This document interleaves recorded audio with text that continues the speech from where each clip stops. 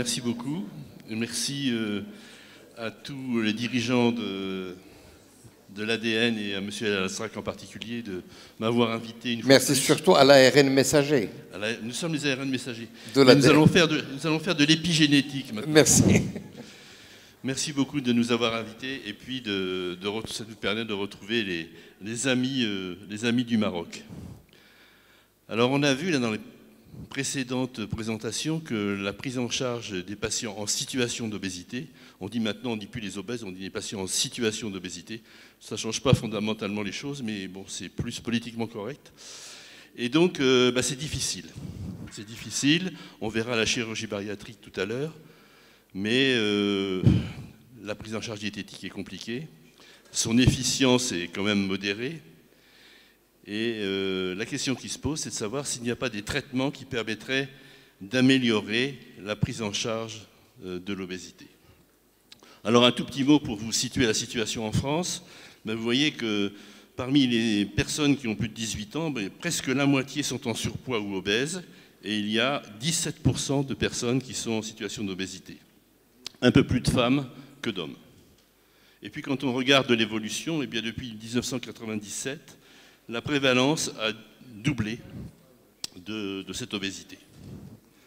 Malheureusement, et la répartition géographique, la voici, surtout les régions du Nord et de l'Est, en France donc. Et c'est assez amusant parce que c'est exactement, bien sûr, la même situation géographique que le diabète de type 2, mais également celui de l'échec scolaire, et je dirais même celui du vote du Front National. C'est exactement la même répartition géographique.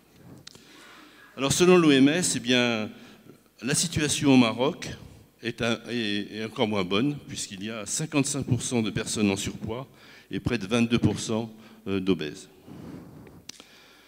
Et pourtant, les comorbidités sont importantes et ça montre bien la nécessité de la prise en charge de cette maladie chronique. L'hypertension, l'hypercholestérolémie, le diabète, le cancer, le syndrome de l'apnée du sommeil et les complications cardiovasculaires.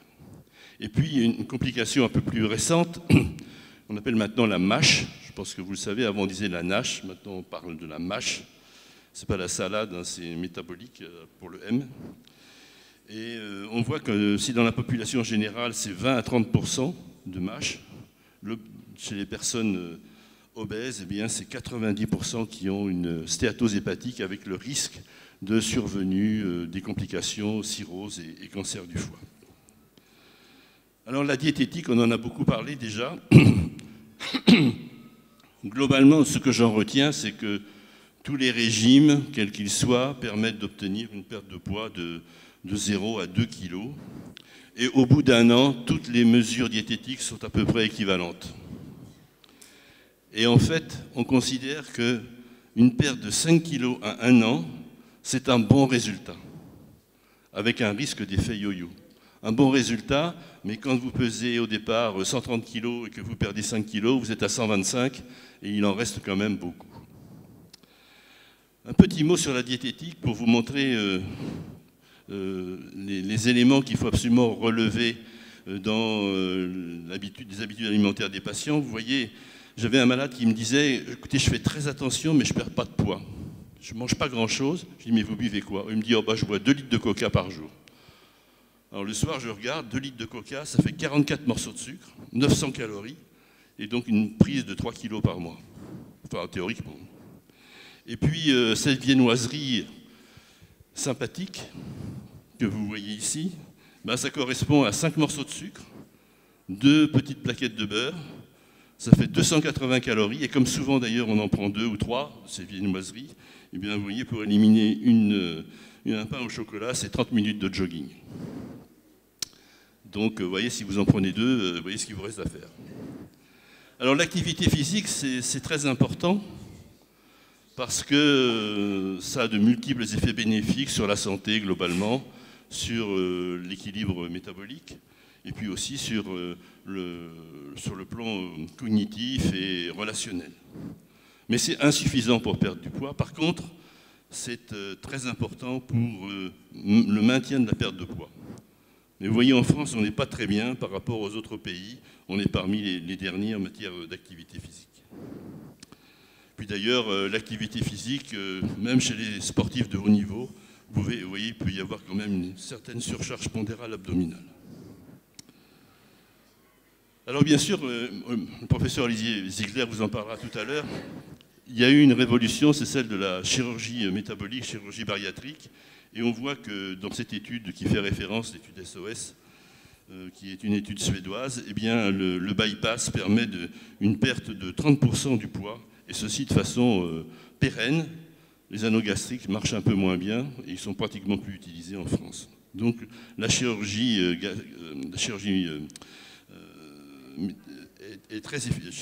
bariatrique est très efficace, mais au prix tout de même, d'abord une prise en charge chirurgicale, et puis ensuite d'un suivi qui n'est pas toujours aisé. Alors bien sûr, on a maintenant les médicaments.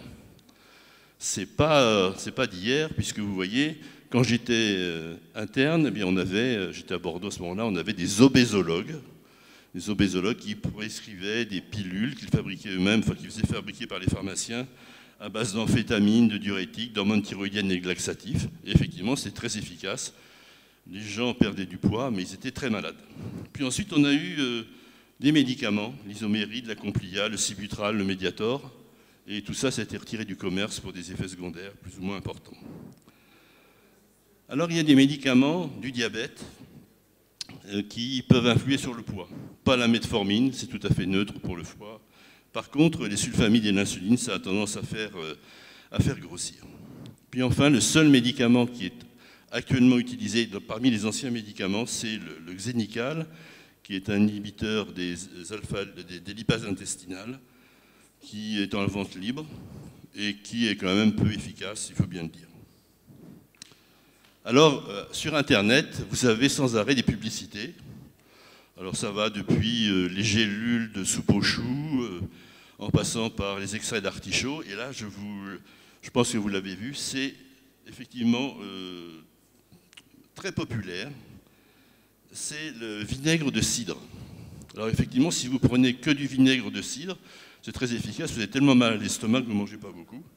Mais voilà, je ne vous recommande pas le vinaigre de cidre.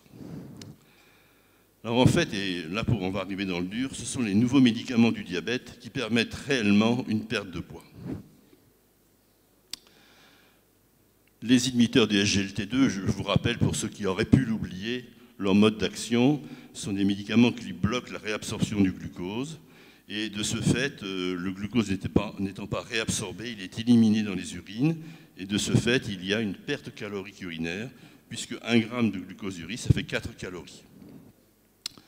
Alors, parmi les effets de ces médicaments, les inhibiteurs des SGLT2 sont des médicaments qui sont très en vogue pour de multiples raisons. D'abord parce qu'ils sont efficaces sur le plan de la glycémie, mais ça fait baisser l'HbA1c que de 0,6 à 0,7%. Il n'y a pas d'hypo, ça fait diminuer la pression artérielle. Et puis surtout, il y a une protection cardiovasculaire et une protection rénale qui est maintenant parfaitement démontrée. Quant à la perte de poids, par le biais de la glycosurie, c'est la perte de poids, elle est modérée. C'est 3 à 4 kilos.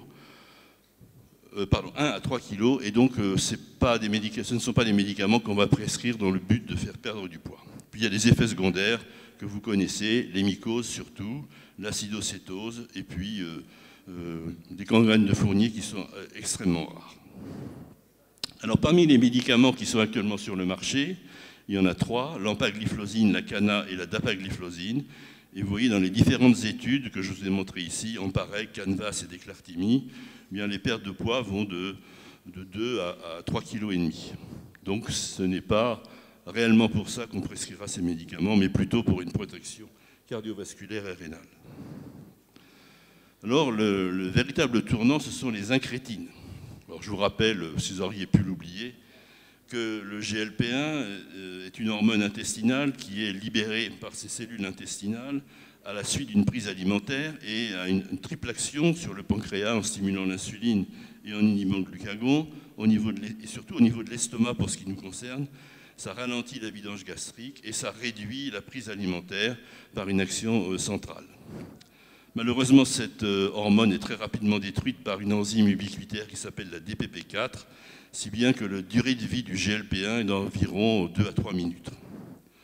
Sur le plan thérapeutique, on peut donc donner des inhibiteurs de la DPP4 qui vont renforcer le niveau du GLP1 endogène, ou bien prescrire des analogues, des agonistes des récepteurs du GLP1 qui ne sont pas détruits par la DPP4.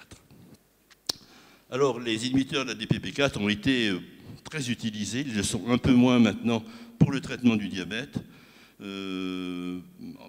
très utilisés parce qu'ils sont vraiment faciles à prescrire, ils ont peu d'effets secondaires, mais comme vous le voyez, ils sont neutres sur le poids, et donc on ne va pas les utiliser non plus pour faire perdre du poids. Par contre, les agonistes des récepteurs du GLP1 ont beaucoup d'avantages. Plus efficaces sur le niveau de l'HbA1c, pas d'hypo, et surtout une perte de poids significative. Les inconvénients marqués par des effets indésirables digestifs que vous connaissez, et par le fait qu'un certain nombre de patients ne sont pas répondeurs à ces médicaments. Le plus ancien, vous l'avez tous utilisé, c'est le liraglutide, commercialisé sous le nom de Victoza, à 0,6, 1,1, 1,2 et 1,8. Et dans l'étude pivot, l'étude leader, eh bien, on obtenait une perte de poids de 2,3 kg. Alors on avait fait une étude il y a quelques années avec Olivier Dupuis et Lise Bordier, et on avait défini les patients répondeurs selon qu'ils avaient une baisse du poids de 3 kg ou une diminution de l'HbA1c de plus de 1%. Et vous voyez qu'il y a un quart qui sont non répondeurs, un quart qui répondent sur le poids, un quart sur l'HbA1c et 25% à la fois sur l'HbA1c et le poids. Mais vous voyez, la perte de poids est de 3 kg simplement. Ce n'est pas extraordinaire. Alors les laboratoires Novo Nordisk se sont dit on va prescrire, on va fabriquer un médicament plus dosé en liraglutide, ce qui s'appelle Saxenda. Et vous voyez, les études de Scale montrent une perte de poids qui va de 6 à 8,4 kg. Ce médicament n'est pas encore commercialisé en France, mais ça nécessite une injection par jour. Et puis là, on arrive dans le dur, avec les agonistes des récepteurs du GLP1 hebdomadaires. Donc vous avez le dulaglutide, Trulicity, avec des doses de 0,75 à 4,5. Donc il y a plein d'études qui ont été faites. Et à la dose de 1,5 mg par semaine, ce sont des produits injectables bien sûr, une perte de 1,3 à 3 kg. Mais quand on regarde des formes plus dosées, notamment le dulaglutide à 4,5 mg, on obtient une perte de 5 kg. Alors bien sûr, il y a eu quelques vedettes avec ce type de médicament. Le sémaglutide, l'Ozempic, un analogue du récepteur du GLP1, qui a tellement bien marché pour le traitement de l'obésité qu'il y a eu une certaine pénurie et on ne pouvait plus avoir ce type de médicament pour les nouveaux malades dans un but de traitement du diabète. Il y a eu un certain mésusage avec une déviation des indications vers le traitement de l'obésité. Et effectivement, vous voyez que dans les études qui ont été menées, vous voyez dans l'étude SUSTAIN 7, la perte de poids arrive à 6,5 kg, ce qui devient quand même assez significatif. Et puis une forme plus dosée encore d'Ozempic, 2 mg par semaine, on obtient une perte d'environ 7 kg au bout d'un mois, au bout de quelques semaines. Alors maintenant, on arrive aux grandes vedettes avec le sémaglutide. L'Ozempic, je vous disais, c'était 1 mg par semaine. Le sémaglutide, 2,4 mg, s'appelle le Wegovy, qui maintenant est commercialisé aux États-Unis et qui fait vraiment un grand tabac, et avec des résultats qui sont extrêmement intéressants, puisque à 2,4 mg, d'abord on réduit les événements cardiovasculaires et on a une perte de poids qui approche les 10%. Ce qui veut dire qu'une personne de 100 kg, on peut espérer qu'elle perde 10 kg, ce qui est quand même assez remarquable. Alors ce médicament est maintenant, et de façon très récente, disponible en France, mais il n'est pas remboursé. Et le coût, c'est environ 300 € par mois. Ça fait quand même assez cher. Et aux États-Unis, sachez que ces médicaments sont à peu près 10 fois plus chers qu'en Europe. Et donc, il faut compter pour les Américains environ 3 000 € par mois pour traiter, prendre en charge leur obésité. Alors maintenant, on va arriver à des médicaments qui ne sont pas encore commercialisés, mais qui font l'objet de beaucoup de recherches.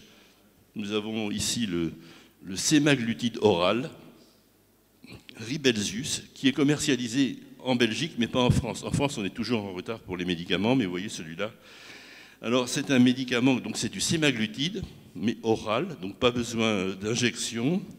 Il y a plusieurs dosages, de 3 à 14 mg, avec une perte de poids qui est quand même assez modeste, de 2,6 kg.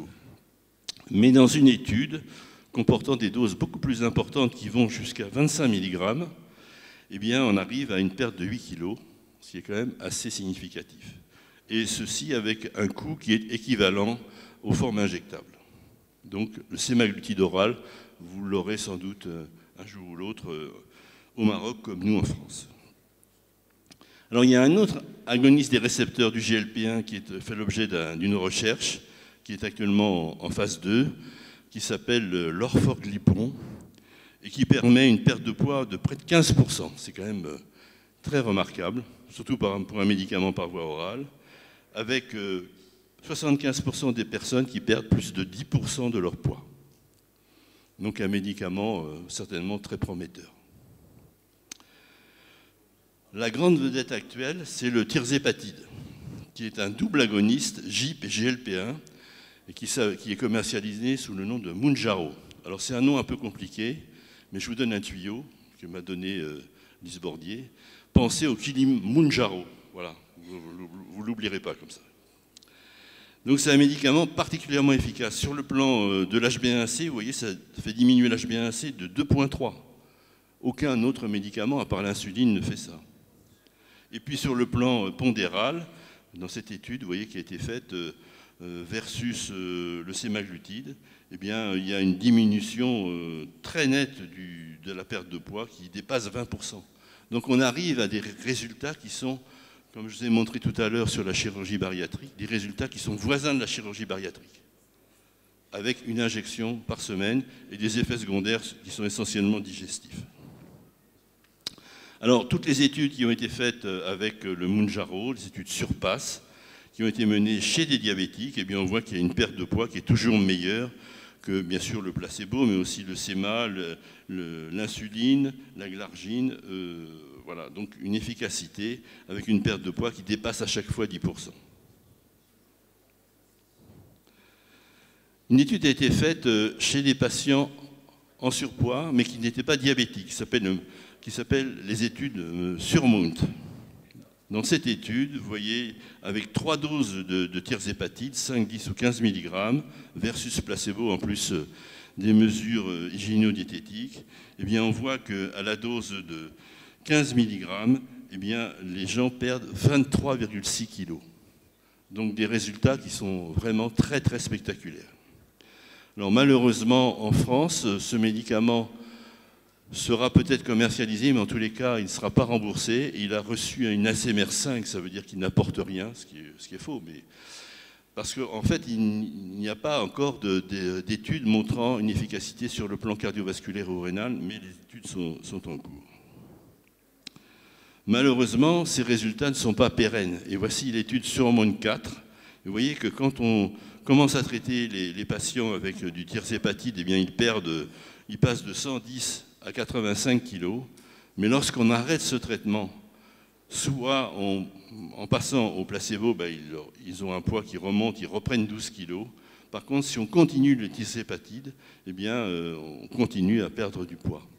Ce qui veut dire qu'il y a des risques de rebond à l'arrêt du traitement et ça pose effectivement d'importants problèmes.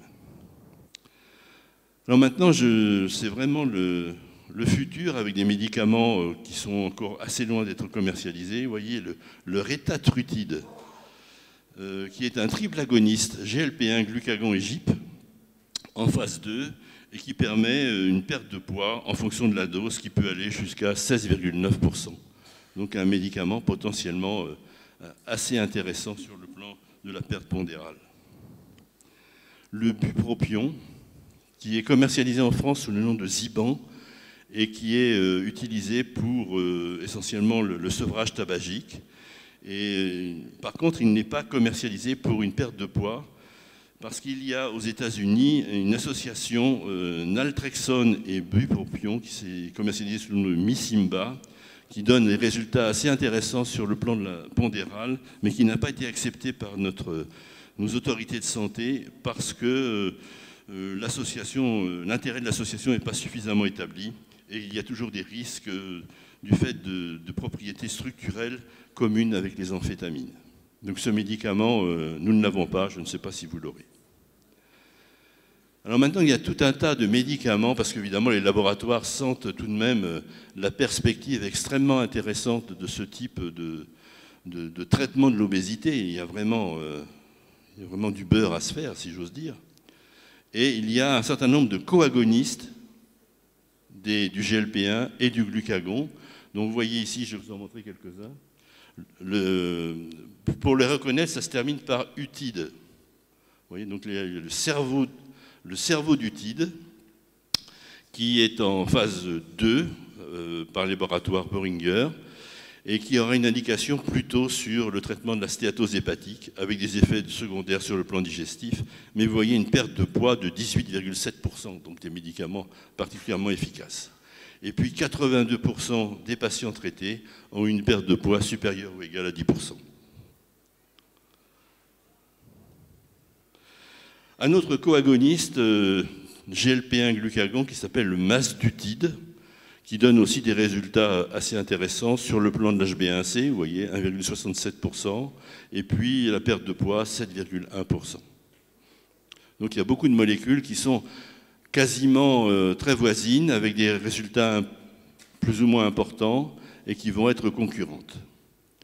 Et puis il y a un coagoniste du GLP-1 et du glucagon également, l'éphinopeptutide, qui donne des résultats assez voisins, perte de poids supérieure à 10% chez 40% des malades. Et puis un dernier que j'ai vu, dont les résultats ont été publiés lors de l'ADA, qui s'appelle le pemvidutide, qui entraîne une perte de poids plus intéressante, avec une perte de poids de 15,6% à la dose maximale. Enfin, vous avez des antagonistes du GIP et un agoniste du GLP-1. Donc les autres, c'était l'inverse, c'était des agonistes du GIP. Là, c'est un antagoniste du GIP et un agoniste du GLP-1 qui s'appelle l'AMG 133 ou maridébar cafraglutide. Et vous voyez la molécule en bas à droite où il y a deux molécules d'analogue du récepteur du GLP-1 en rouge et trois molécules d'anticorps anti-GIP, avec des résultats aussi là, très spectaculaires, 14,5% de baisse de l'HbA1c. Enfin, un médicament qui paraît encore plus intéressant, qui s'appelle le CagriSema, qui est un agoniste du récepteur du GLP-1, un analogue de l'amyline, avec l'intérêt, c'est toujours une injection hebdomadaire et une perte de poids, vous voyez, qui atteint les 17% par rapport, plus efficace, presque 2 fois plus efficace que le Wegovy. Alors quand on regarde maintenant l'efficacité relative de ces différentes molécules, vous voyez ici les médicaments Péros, les inhibiteurs des SGLT2, le sémaglutide oral à 50 mg, l'orphogrippon. Ici, vous avez les injections, journalières de GLP-1, le liraglutide et le liraglutide 3 mg. Et puis là, vous avez les injections sous-cutanées hebdomadaires, donc le dulaglutide, le sémaglutide à 2,4, donc le Wegovy, le rétatrutide, et puis le tirzépatide qui arrive vraiment en tête. Hop. Et puis enfin un médicament d'injection mensuelle, l'AMG 13, avec une perte de poids de 14,5%. Alors là, ce sont des médicaments qui sont utilisés dans les formes monogéniques de l'obésité, agissant soit sur la voie orexigène, donc responsable d'une prise alimentaire majorée et d'une dépense énergétique qui diminue, soit sur la voie anorexigène. Et vous voyez, les petites croix rouges, ce sont les mutations, donc soit sur le MC4R, soit sur la leptine, et un certain nombre de médicaments. Ce sont des maladies assez rares qui sont prises en charge par des services spécialisés, dont celui d'Olivier Ziegler. Et donc, en cas de mutation de la leptine, on peut utiliser des analogues de la leptine, mais ce ne sont pas des médicaments, ce sont des formes assez rares, car chez les obèses, comme l'a dit Jean-Louis Chinger, la leptine est élevée, il y a plutôt une leptinorésistance. Dans le cas des mutations de la voie leptino-mélanocortine, eh bien, on peut utiliser des agonistes de l'alpha-MSH qui s'appellent le 7-mélanotide. Et puis, enfin, dans le cas du syndrome de Willy-Prader, une maladie assez rare dont je vais vous montrer une photo, on peut utiliser les agonistes du MC4R ou la gréline des acylés. Alors voilà une photo d'une malheureuse patiente de 16 ans qui avait un syndrome de Willy-Prader. Vous voyez, c'est tout à fait impressionnant, avec des jeunes enfants qui ont un appétit qui est inextinguible, qui mangent sans arrêt. Alors la question qui se pose avec ces nouveaux médicaments, ça sera pour quelles personnes, avec quelle indication, pendant combien de temps et à quelle dose, parce que vous avez vu que ça pouvait, que probablement, dès l'arrêt du traitement, il allait y avoir un effet yo-yo. Et puis, qui les prescrira? Et puis, surtout, quel sera le coût? Est-ce que ça sera pris en charge par la collectivité nationale? Alors, j'aurais terminé sur cette diapo d'un tableau de Bottero qui me plaît bien. Donc, vous voyez la famille, là, le père est obèse, la mère est obèse, les enfants sont obèses, et vous dites quand même la génétique c'est quand même grave, sauf quand vous regardez le chat, il est aussi obèse, et vous pensez que l'alimentation intervient aussi. Voilà, je vous remercie. Merci beaucoup. Merci beaucoup, professeur Bernard Baudussou.